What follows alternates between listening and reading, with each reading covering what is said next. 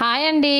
ఈరోజైతే దోసకాయ పప్పు అయితే చేస్తున్నాం. ముందుగా ఎర్రపప్పు అయితే తీసుకొని 1 కేజీ మంచిగా శుభ్రం చేసుకొని పొయ్యి మీద అయితే పెట్టేసుకున్నాము. తర్వాత 2 కేజీల దోసకాయలు ఇలా పొట్టు అయితే తీసుకొని పక్కన పెట్టేసుకొని ఇవి శుభ్రం చేసుకొని చిన్న చిన్న ముక్కలుగా కట్ చేసుకొని ఒక బేసన్లకు అయితే వేసేసుకున్నాము. ఇలా చిన్న ముక్కలుగా కట్ చేసుకోవాలండి. తర్వాత ఇప్పుడు కేజీ టమాటాలు అయితే మంచిగా శుభ్రం చేసుకొని చిన్న చిన్న ముక్కలుగా కట్ చేసుకొని ఇవి పక్కన పెట్టేసుకోవాలి. తర్వాత పప్పు అయితే 70% అయితే ఉడికిపోయింది.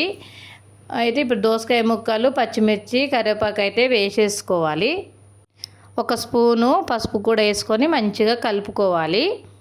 ఇవి ఒక 20 నిమిషాల దాకా ఉడకబెట్టుకోవాలి. ఉడికిన తర్వాత ఇప్పుడు కట్ చేసుకున్న టమాటో ముక్కలు అయితే వేసేసుకోవాలి.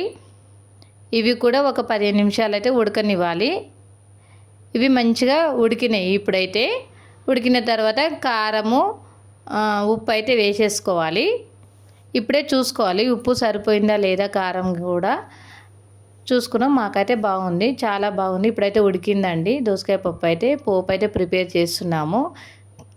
స్టవ్ మీద గిన్నె పెట్టేసుకొని పోపు గింజలు వేసుకొని ఎండుమిర్చి వేసుకోవాలి. తర్వాత కచ్చపచ్చ దంచుకున్న వెల్లుల్లి రెబ్బలు వేసుకొని కరివేపాకు వేసుకోవాలి. వేసుకున్న తర్వాత ఇప్పుడు 1 స్పూన్ మాత్రం పసుపు వేసుకోవాలి. మంచిగా కలుపుకున్న తర్వాత పప్పులో పోపు వేసేసుకోవడమే. చాలా బాగుందండి. మంచిగా కలుపుకొని ఫైనల్గా ఇప్పుడైతే కొత్తిమీర వేసుకోవాలి. మీకు నచ్చితే మీరు కూడా చేసుకోండి. Bye bye.